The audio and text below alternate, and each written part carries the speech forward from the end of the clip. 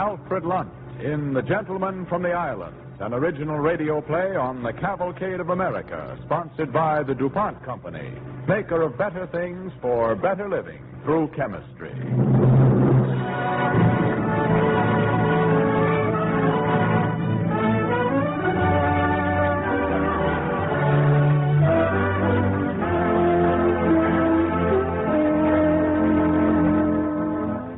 Tonight, the Cavalcade Playhouse is especially proud to welcome for his first sponsored appearance on the air the celebrated American actor Alfred Lunt. The play he has chosen for this event tells the story of a gallant and courageous gentleman from the islands of the West Indies, whose destiny it was to secure the unity of a great republic. The gentleman's name was Alexander Hamilton. Our play, written by Robert Tallman, encompasses 24 fateful days that were to bring death to Alexander Hamilton and to his country a legacy beyond price.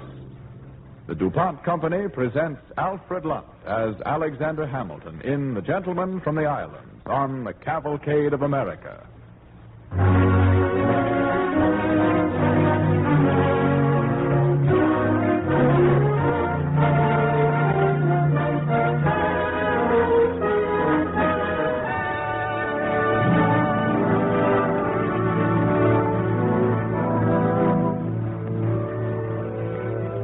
Near midnight, the night of June 17th, the year 1804. Over the Grange, country estate of Alexander Hamilton on Manhattan Island, the moon rides high. Up the lane to the mansion house, silhouetted sharply against the moonlit shrubs, rides a man on horseback. He draws up before the portico, dismounts, and tethers his horse. In a few quick strides, he is standing before the lighted French windows of the master's study. He looks about him, then raises his crop and raps on the pane. The man inside rises from the desk to answer the door. Who is it? I have the honor to call upon you, General Hamilton, on behalf of a friend. May I come in? Why, Mr. Burnett, at this time of night? Come in, sir. Thank you. I trust I do not disturb your household at this hour, sir. The friend I have the honor to wait upon is most impatient. Well, sit down. Sit down. Cigar? Brandy? Thank you, no. This letter, General Hamilton, if you will be so good as to read it. Must I now? I think you'd better. Well, if you insist. Hand me the letter opening there, will you, sir? At your service, General. Thank you. Excuse me? Sit down. Sit down. Be comfortable. Thank you. I prefer to stand. This letter is from Aaron Burr. I recognize the hand. That is correct, General. But I don't understand. He seems to be agitated about some newspaper story. You knew nothing of it? No, sir. I never read scandal-mongering journals. Apparently your friends do. But this concerns something a Dr. Cooper says I said 2 years ago. You deny having said it? That Aaron Burr is a dangerous man not to be trusted with the reins of government? That is only the published utterance, General Hamilton. Colonel Burr has reason to believe that in private you have sought to place him in an even more despicable character. Mr. Burnett, despicable and more despicable is not worth the pains of distinction. Then you accept the challenge? All right, Colonel Burr, a letter. I don't believe in acting in haste, and I don't understand perfectly, as yet, what Colonel Burr's motive is in this affair. It couldn't be that you are afraid to meet with Colonel Burr on the field of honor, sir? Field of honor? I couldn't meet Aaron Burr on the field of honor. He wouldn't know where to find such a field. You may tell Colonel Burr that he can wait upon my pleasure. It is not my custom to receive wild challenges to my honor in the middle of the night. Not so wild as you think, sir. Then beg your friend to tell me why, after all these years of political rivalry between us, he has chosen this night to resolve the matter. I have retired from public life to all intents and purposes. Does a man who tasted power at the age of 25 retire at 47, sir? You belittle yourself, sir. That is my privilege, Mr. Burnett. I bid you good night, sir. As you wish, General Hamilton. Good night, sir.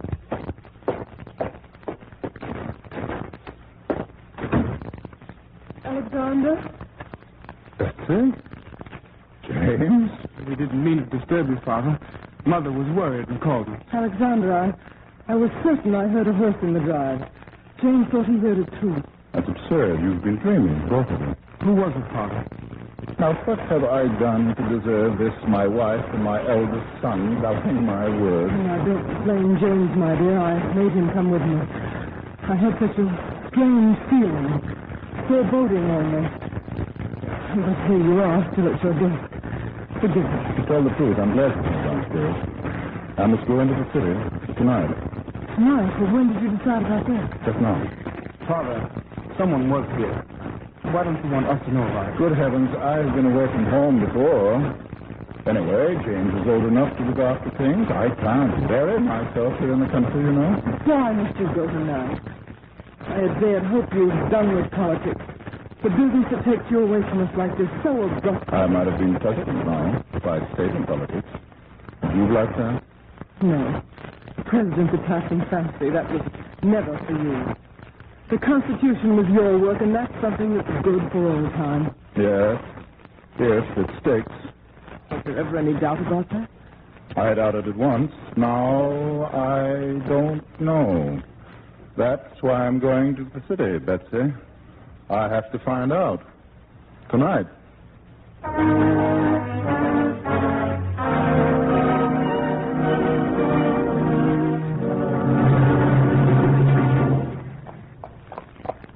Oh, there. Oh. Oh, wait here, old girl. I shan't be long.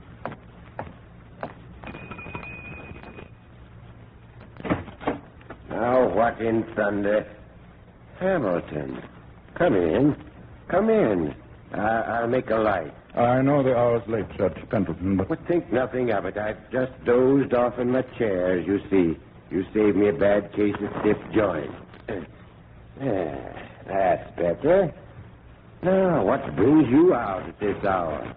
I just had a visit from Mr. Vaness, the so-called affair of honor. On whose behalf? Colonel Aaron Burr. I trust you didn't do him the honor of noticing his challenge. Not yet. You intend to do so? I might. You mustn't consider it. Burr is a deadly shot. This wouldn't be his first duel, you know. But it would be my first duel. First performances have a way of sticking in the public mind. Precious little comfort that would be if it were your last as well. I'm not so sure of that, Judge Pendleton. Why this concern over Burr, whom you've always held beneath contempt? Because I have reason to believe there is more to his challenge than meets the eye. Don't forget, Judge Pendleton, I'm not a bad shot myself. Burr doesn't gamble for little stakes. If it were only his personal honor at stake, he would have challenged me long ago, for I have never made any secret of my contempt for the man and all he stands for. Oh, don't forget, Hamilton, you have time and again frustrated Burr's highest ambitions. When he wanted to be president, you chose Jefferson instead. And only last month, you killed his chances of becoming governor of New York. He'd set his heart on that governor's chair. Ah, but why did that governor's chair mean so much to him? That's what I must make sure of, Pendleton. If the answer is what I think it is... Supposing you fought this duel, Hamilton. Supposing you killed Aaron Burr. You'd only make him a martyr. Ah.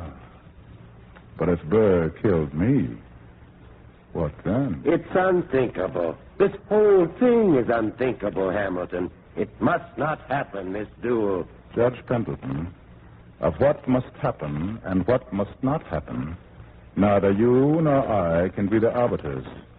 Tomorrow I shall see Burr's political crony Swarthout. What good will that do? Good? If he tells me the story I think he will, well, there is always a final decision which no man makes for himself.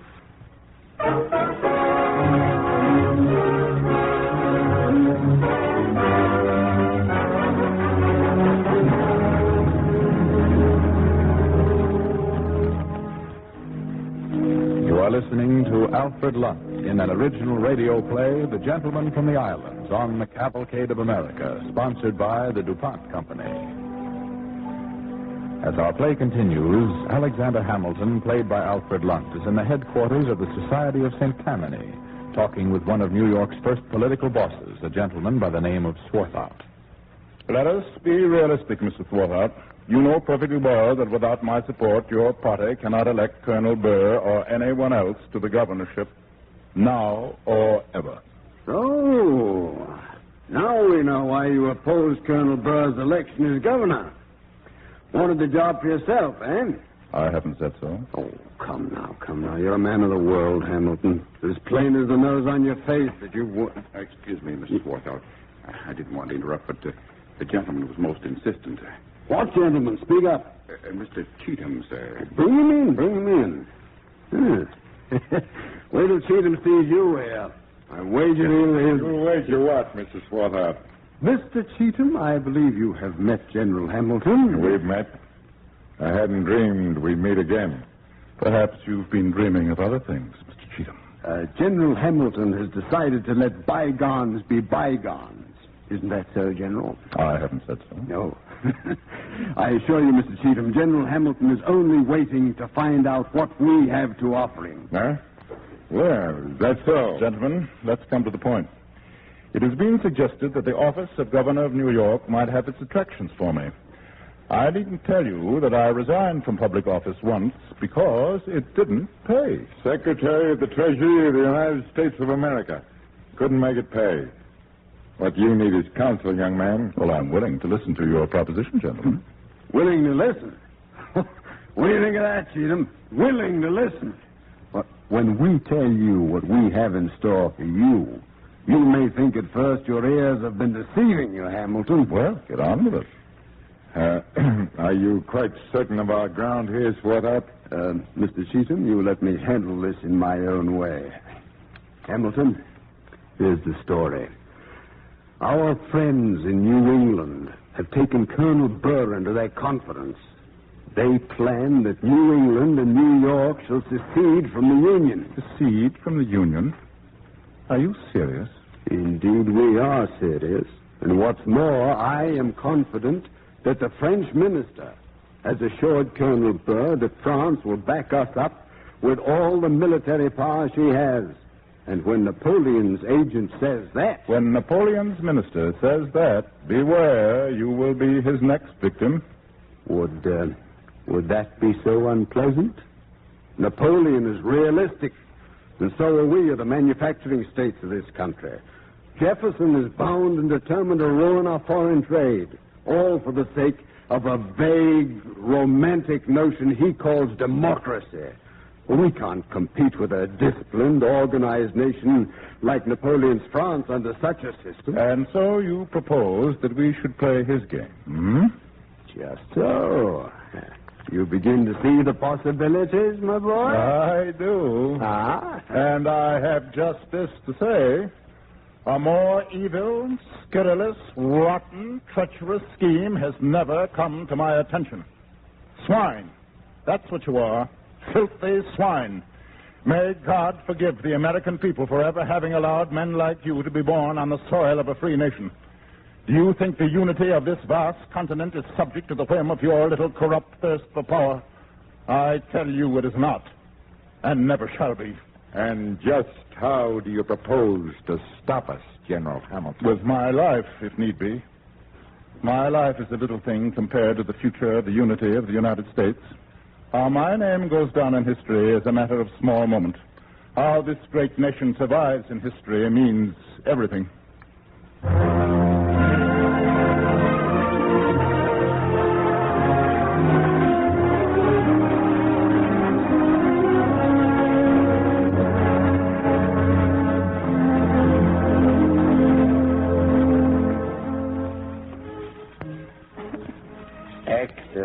Excellent repast, my dear Mistress Hamilton.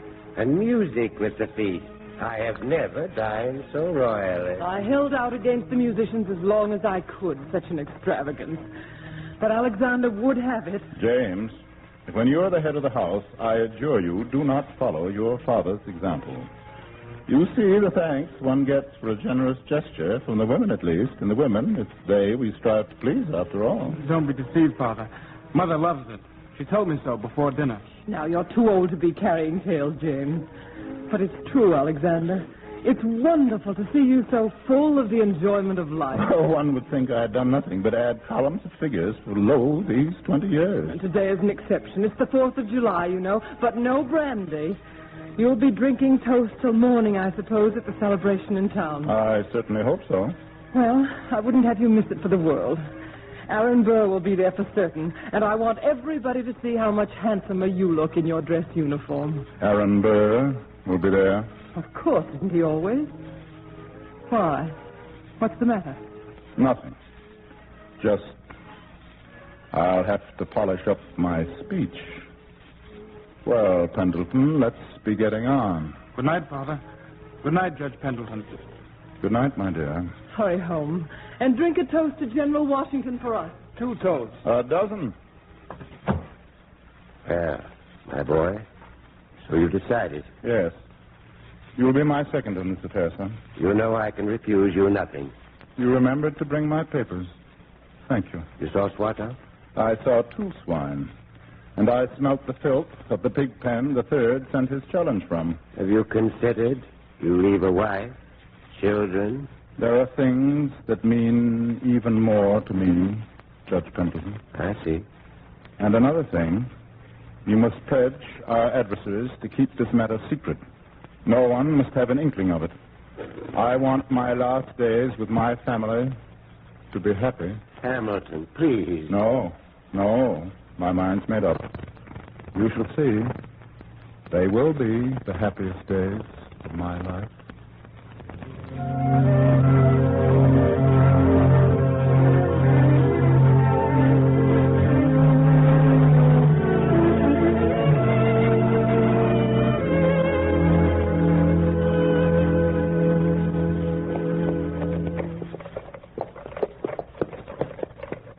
Here you are, my boy. Got you home earlier than we expected. I'm very much obliged to you, sir. You were magnificent, Hamilton. The way you faced Burr as if nothing had happened between you at all. Nothing has happened yet. I spoke to Van Ness in the course of the evening. July 11th is the date. At Weehawken Heights, across the Hudson. The New Jersey laws on dueling are more liberal. July 11th. And this is the 4th. The 5th now, 6 days. Well, good night, Judge Pendleton. Good night. God bless you.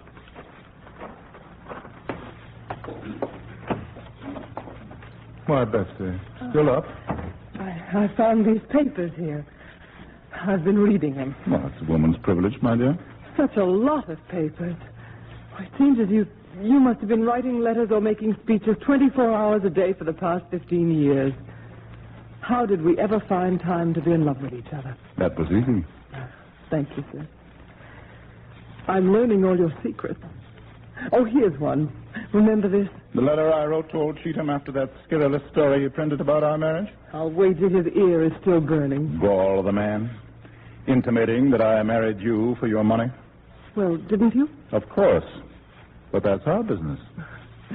Well, then, I'm glad I had some money. Do you really mean that, Betsy? What do you think? Oh, forgive me, my dear. These old memories, we've dug up how rich they are, and how many things we've learned, especially me. Oh, here's the letter from General Washington after you quarreled, remember? Oh, yes, I remember. He said I kept him waiting. I stopped to talk to Lafayette on the stairs. It couldn't have been more than 2 minutes, but General Washington insisted it was 10. Naturally, I had to stand on my honor. You had too much honor in those days. I like you better now. Perhaps I haven't changed as much as you think, Betsy. Why do you say that in that strange tone of voice? Alexander, what is it with you these past weeks? Have I seemed not like myself? Too much like yourself. Your old self, I mean. This elation. I remember you like this before when you were going to Philadelphia to stand up against your elders for a constitution you wanted. I survived it, didn't I? Yes, and I prayed for your safety every night. Oh, you were so outspoken. There were so many hot-headed men there, the kind that fight a duel at the drop of a hat. What is it, Alexander? Did I say something to offend you? No, of course not. Just remembering old times. Too much of it for one day. Sometimes I feel I've known you so little for all our years together. Yet I'm glad. You've never seemed so human, so alive. I've never loved you as I have these past weeks. They've been the happiest weeks of my life. Say that again, Betsy. The happiest weeks of my life. You do mean it, don't you? Oh, thank you. And now I'll say good night again, my dear. I have a little writing to do before I come to bed. Good night, my love. Father, may I come in for a moment? Why, James, are you up too? Yes, I waited up. I wanted to talk to you without Mother here. Secrets from your mother? I'm flattered. Well, I'm preparing for my Regents examinations now to enter college, as you know, and I thought, well, I wasn't sure whether I'd be going. I mean, are you getting ready to leave us, Father? What on earth put that idea into your head? This letter. You left it out on the desk. I wouldn't have looked except for what it says on the top. To my sons, in the event that I should not return. Have you showed that to your brothers? No. I wanted to be sure what it meant. That doesn't mean anything. I was thinking of taking a fairly long trip, perhaps to Canada, naturally. If I went by boat, there's some danger. You're lying to me, Father. Yes, perhaps I am. Are you going to fight a duel? You know I don't approve of dueling. I didn't ask you that. I asked you if you were going to fight a duel. No, we'll put it this way. If I were, I'd want you to do as I said in that letter. Look after your mother when I'm gone. I understand, Father. And don't worry. I won't say anything to Mother. Not till it's all over. You're a great gentleman, James. I have no fears for you. Be a guide to your younger brothers and a comfort to your mother. I'll do my best. Now, good night. I've work to do. God bless you, my son. Goodbye, Father. Good luck.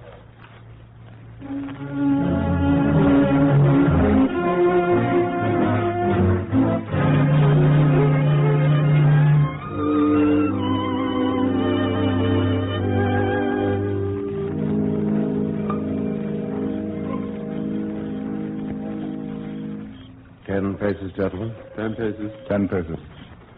1, 2, 3, 4, 5, 6, 7, 8, 9, 10. Is that satisfactory to you, Judge Pendleton? That will do. Mark the place. Now then, do I have the honor? Very good, sir. I choose heads. Heads it is. General Hamilton, your choice of weapons. Thank you. This one will do. Colonel Burr, I have the honor. Let's get on with it. At your service, sir. Stances, gentlemen. Are you ready, Doctor? Ready, gentlemen. Very well, gentlemen. Present. Fire! Oh. Doctor. Colonel Hamilton, he's hit. Oh, why does he hold his fire like that? General Hamilton. General Hamilton, can you speak? Please, sir, I'm the doctor. Let me get at that wound at once. It's too late, Doctor. This is a mortal wound. Looks bad. We'll have to get him across the river somewhere to a hospital. The bullet has entered his lung. Gentlemen, bring a stretcher. Over here with a stretcher. Hurry. Oh, just a moment. Before we start, if I should die before we reach the other shore, let my wife be called at once. Break it to her gently, but impress upon her that I have meant that she should understand why I have done this. The papers must be published, just as I left them. Tell her this is my legacy to her and to my country. Listen to him. He doesn't know what he's saying. Must have been mad these last days. Why else did he hold his fire? The suicide brought on my madness. Brought on my madness, yes. Well, whose madness? Does one argue with a dead man? For I am dead, not half so dead as Aaron Burr shall be before ever death touches his body. God give him the strength to go on until his every intrigue shall be shown for what it is. Shall we lift him up, Doctor? He's quiet now. Yes, gentlemen. Lift him. Lift him up. Oh, wait. Oh, please, one moment. Yes, General Hamilton. My pistol. Be careful how you handle it. It might go off and do harm. It hasn't been fired, you know.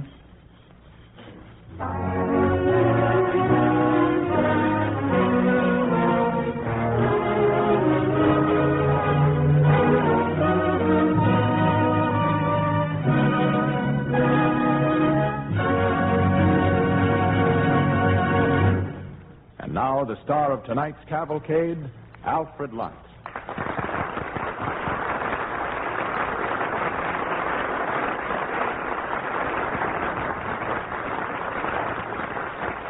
Thank you. Thank you, ladies and gentlemen.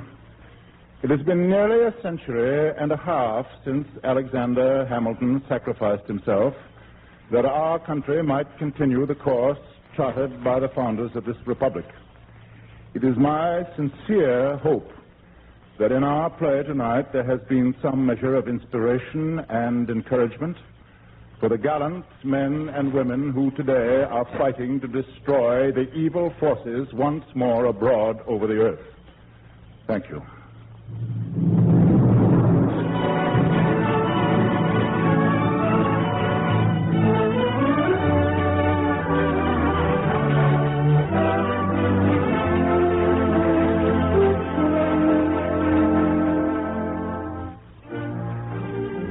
Next week on the Cavalcade of America, the distinguished character actor Dean Jagger in a new and thrilling radio play called Man of Iron, a story of John Ericsson's invention of the monitor.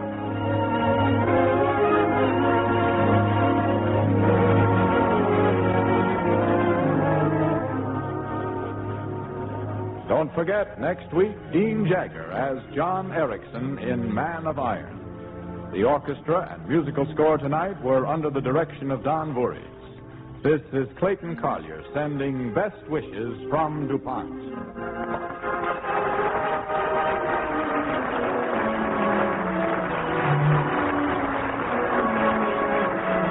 This program came to you from New York. This is the National Broadcasting Company.